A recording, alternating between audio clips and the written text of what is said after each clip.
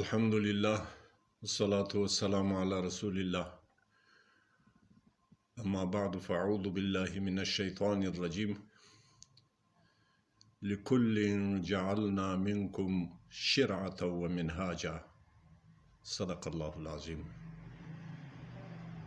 دي سورة مائده 48 آية مبارك په یوه حصه کې الله عز وجل فرمایي: لكل ټولو امتونو ته، ټولو قومونو ته، منکم له تاسې څخه. تفسیر نصفي لیکي: ایها الناسو، ای انسانانو. دا ټولو د تاسو ته موږ ګرځولې او مقرره کړې ده شرعة و منهاجا. اول شروع دی لاري او استمرار و دوام په هغه لار باندې. دا مې تاسې ته ټاکلي، په دې لار باندې به روانیږئ او په دې لار باندې به تر اخر وخته پورې دوام کوئ. تفسیری قرطبي لیکي چې شریعت ابو العباس محمد ابن یزید وایي ابتداء الطريق او منهاج استمرار الطريق. او جمهور مفسرینو، معتمد مفسرینو د شرعة و منهاجا تفسیر په سنتو په طریقه واضحه سره کړی دی. سنت هم طریقې ته وایي،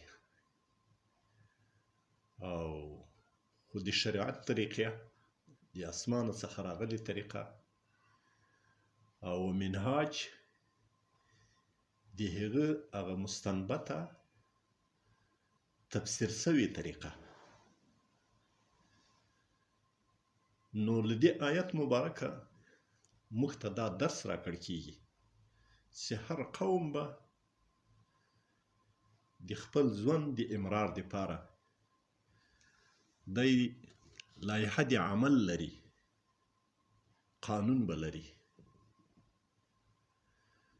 موږ چې یو اسلامي نظام لرو، موږ باید او لازم ده چې د اسلامي نظام دپاره یو لایحه د عمل ولرو، چې موږ په دې خپل هیواد کې د خپل ولس سره، د خپلو کارکردګیو سره کوم اصول او مقررات اجرا کو. دا یو غیر معقول استدلال ده چې ځینې خلک وایي چې موږ قرآن او حدیث لرو، شریعت او فقه لرو، د موږ دپاره قانون ته ضرورت نشته.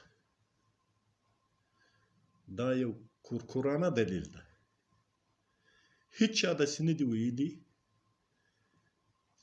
چې هغه مسلمان او ایمان لري چې موږ به قانون په خلاف د قانون د قرآن او د شریعت باندې جوړو.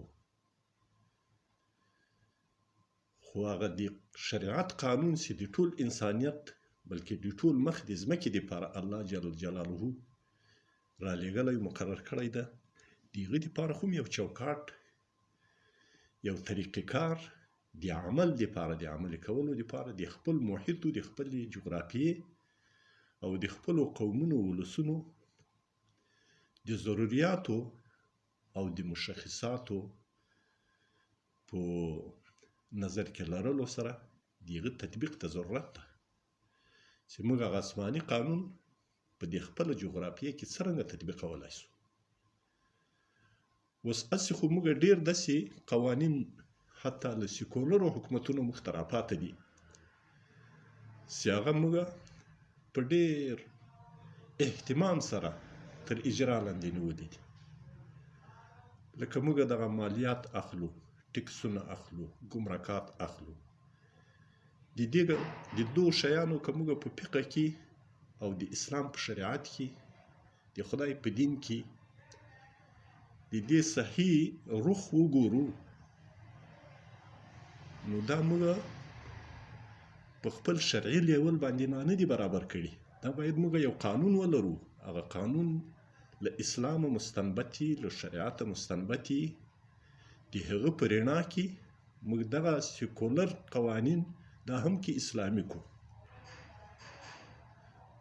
د مثال په طور باندې د موږ فقه حنفي لیکي چې په ګمرک باندې تاجر کوم مال په تا باندې راواردوي،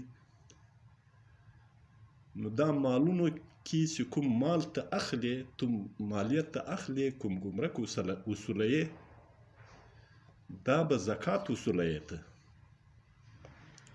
نو هغه د زکات شرایط په نظر کې لرل کېږي. د موږ ټول فقها لیکي چې که هغه صاحب د مال ووایي، هغه تاجر ووایي چې دغه مال ما په قرضه راخیستی ده، نو محصول څوک نشي ترې اخیستلی. په دغه مال د ما باندې حولان د حول نه ده سوی، کال نه ده پې تېر سوی، محصول څوک نشي ترې اخیستلی، ګمرک څوک نشي ترې اخیستلی. او دغه مال له ما سره امانت ته په مضاربت باندې چلوم، ګمرک څوک نشي ترې اخیستلی. او سند و قوالې ته هم ضرورت نشته.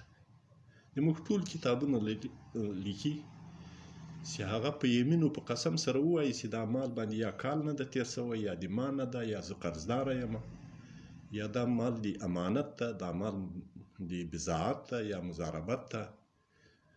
نو د ګمرک وال حق نه لري چې دی به له هغه څخه بیا هغه مال اخلي، مالیه اخلي.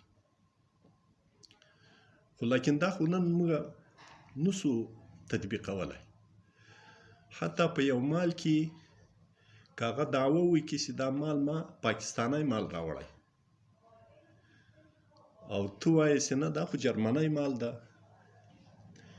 دا ډېر قیمت لري، د دې تعرفه زیاته جوړیږي، او هغه په قسم سره ووایي چې نه دا د هغه رخیص قیمت والا مال ده، نو که د ده مال ته ضرر رسېدو، د ده سفر ته ضرر رسېدو، تفتیشو او تلاشي کولو، مال کتلې، دا جایز نه دي مسلمان ته چې هغه به د هغه مال ګوري.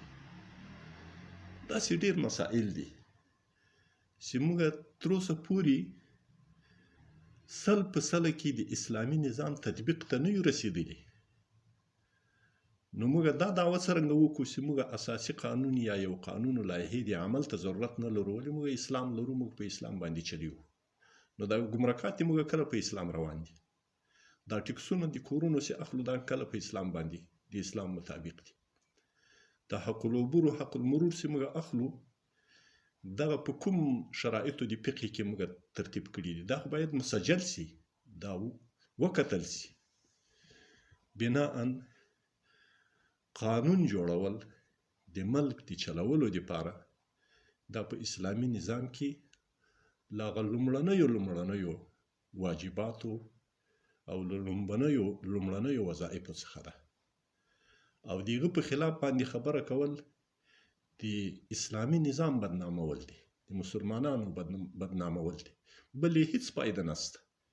دنیا به هم دا چیغې وهي، د ملت خلق به هم دا چیغې وهي چې د موږ حکومت بې قانونه ده، بې لایحې ده، بې دستوره ده. له دې پرته بله هیڅ فایده نشته، نه یې دیني فایده شته او نه یې دنیوي فایده شته. الله دې د موږ احساس و شعور شرعي کی او په حقایق د نړۍ هر غافل په اذان وی خوم زبلال خوب ولې جهان وی خوم زبلال خوب ولې جهان وی خوم